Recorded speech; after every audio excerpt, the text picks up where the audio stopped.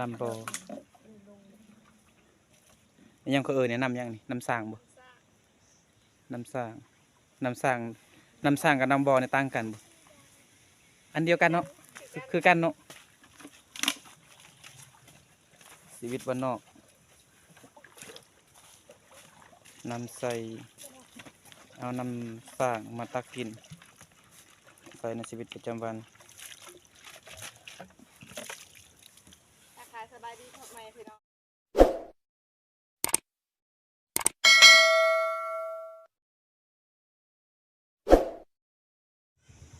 สบายดีผมไม่พี่น้องเมื่อนี้มันบอจิ๋วพาสาวคัดมาเบิ่งงานแต่งของชนเผ่าตะไวพี่น้องมาเบิ่งว่าที่ของประเพณีเป็นจังไดพี่น้องเชิญมาเบิ่งนำกันในต่อไปพี่น้องว่าเป็นจังไดมาเนาะพี่น้องงานแต่งของชนบทก็คือตัวนาของบอจิ๋วยืนเลยไปกับน้องคัดคนงามเดี๋ยวเขาไปเบิ่งอยู่ในงานเลยเนาะทางหน้านี้เลยพี่น้องงานรองอันนี้รีบายได้บอกว่าได้ยงไม่คือเขาเลยอันนี้มันเป็นพระพินิของชนเผ่าเนาะบอลเขาจะผูกอันงัวหรือว่าควายเป็นบอลหาคันงัวกับ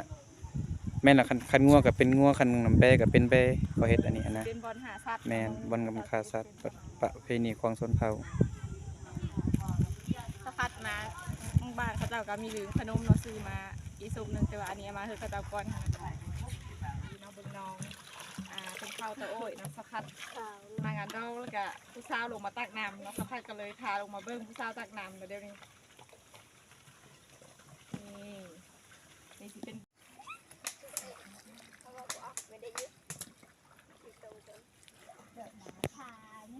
นำโบยังเขาเนี่ยนำยังนี่นำสร้างบ่นำสร้า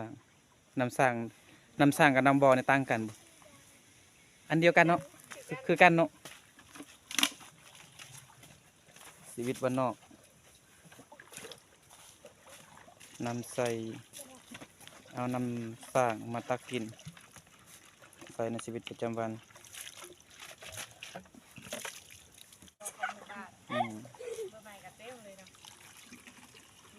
เป็นน้ำสร้างน้ำบ่อ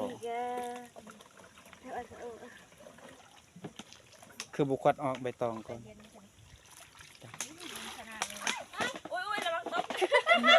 เกือบสาวน้อยอยากตกน้ำสร้างน้ำสร้างเย็นอยู่เย็นแบบน้ำธรรมศาสตร์มีหอมเป็นวัดเลยย่างปลาแดดย่างลงมาน้ำข้าวเจ้านี่ใกล้เติบเนาะได้บ่บ้านถึงบ้านใกล้เติบจักรักประมาณผู้สาวกำลังขึ้นมาแต่ตักน้ำสร้างน้ำบ่อเขาอายพี่น้องเนมกองบ่ได้เลยคนโอ้เป็นจานนะย่างมันนะคะจะกินกองมันนะลูกสามเดี๋ยวยังงามเนาะสุผู้สาวเนาะสุผู้สาวน้อยเบิ่งลูกสาวอยู่นะเพื่อนนี่ผู้สาวเพื่อนได้ดูแล้วเบิ่งเอาขนมเพื่อนสาวก็ไปกินย่างอย่าตัดกล้องมีย่างผักยังไม่ข้าวสารเขากำลังผัดพี่น้องผัดแล้วก็ไม่ให้แล้วก็ไว้หนึ่งตอนเช้ามื้ออื่นกินมื้ออื่นพี่น้อง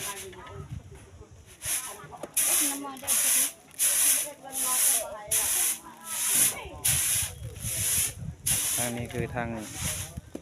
บอลเขาเต็งอยู่พวกกินเฉพาะฟืนดังไฟบักหลายๆนึง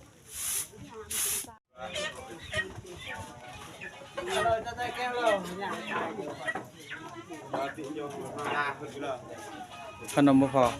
ตัวเดียวนะซองหนึ่งอันหนึ่งเอาทิ้ง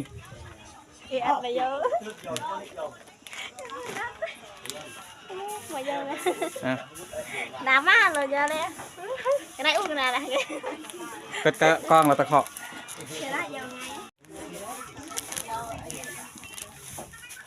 จงเอาคนละธงอ่ะ หน่อย อ่ามา เอามาเกลียอะไรมาสิอิดเกะ ขอบใจไหมขอบใจไปดังบ่ไปขอบใจ ใจยัง เออมา ไปเสกอะไรเลย เอาอิดเหรอ เอาไหม จ่ายมีแกเอาขน เอา ม ผู้นี้อีก อันน่ะ แบบนี้ไหม อย่างอีศพหนึ่งค่ะ เอามา เด็กน้อยมาค่ะ ไปมาน่ะ เด็กอีก อืมมวยอะไรนี่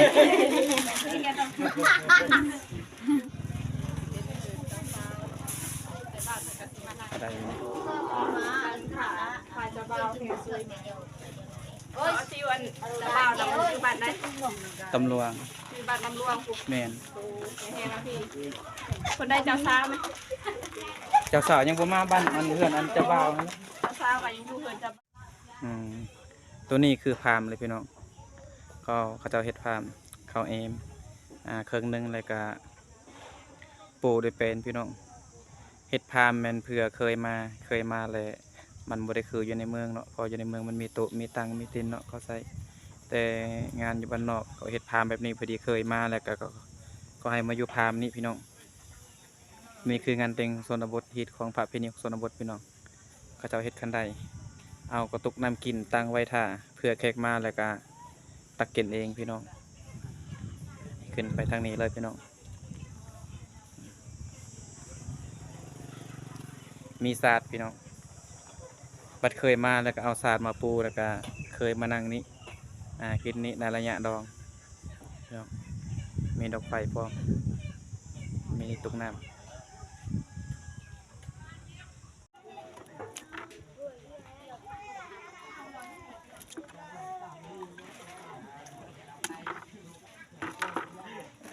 Gak kayak Arab beklak.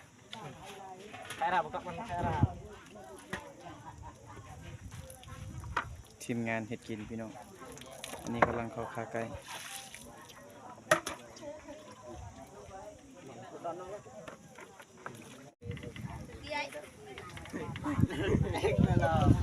เองช่วยกูโป้ไม่ให้ยึดทาย Kamu udah nanti. Hai kamu. เอาล้อกัดกระทายกิโลไทย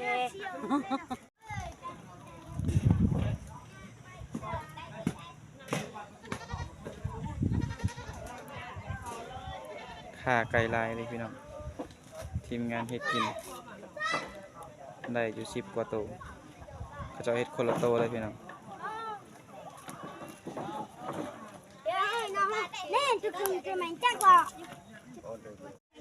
เริ่มตอนฮับให้เคยพี่น้องนี่คือปีอันนั้นแล้วก็มีตีกลองเนี่ยเขาจะเนี่ยยังไงกลองบ่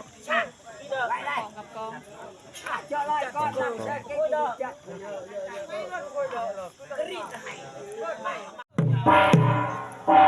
ตอนฮับเคยพี่น้องมีผู้ตีกลองเนาะกลองกับกลองเคยกำลังเข้ามาเดี๋ยวนี้มันเข้ามา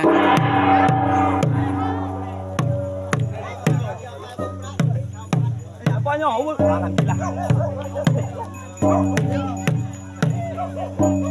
นี่เลยแห่เคยของโซนบทพี่น้องประมาณนี้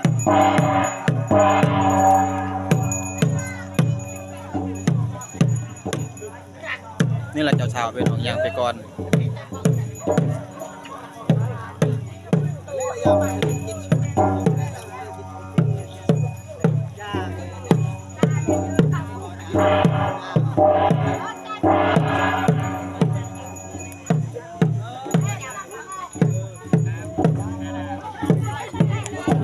ลายเลยพี่น้องจักที่อยู่ไหนนะบอยันจนเลือกพามพี่น้อง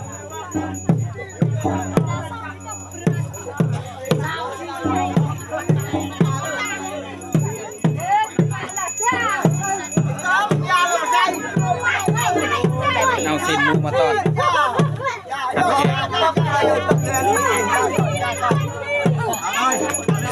บ เด้ออุ่นนะ นั่นเลยอ่ะกองกอง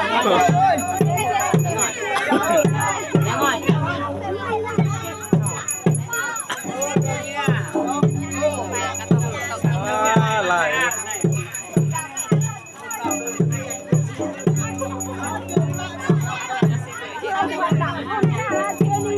อองกระเป๋าคือสินัก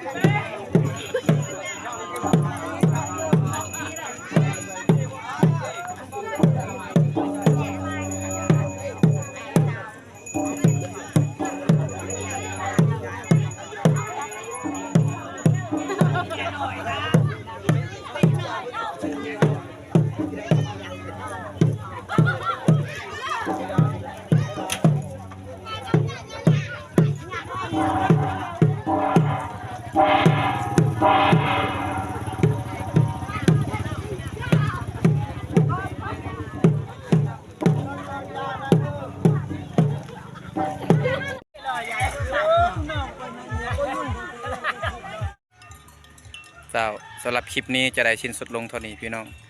มื้ออื่นเช้าเฮามาถ่ายใหม่กับสาวขัดคนงามพี่น้องจะได้ชิ้นสุดลงเท่านี้มื้ออื่นแม่นมาถ่ายแต่เช้าพี่น้องมาเฮ็ดคลิปใหม่พี่น้องขอขอบใจหลายๆบ่สุขสุขคนและขอให้กดติดตามหน่อยเด้อบ่สุขสุขคนพี่น้องขอบใจหลายๆพี่น้อง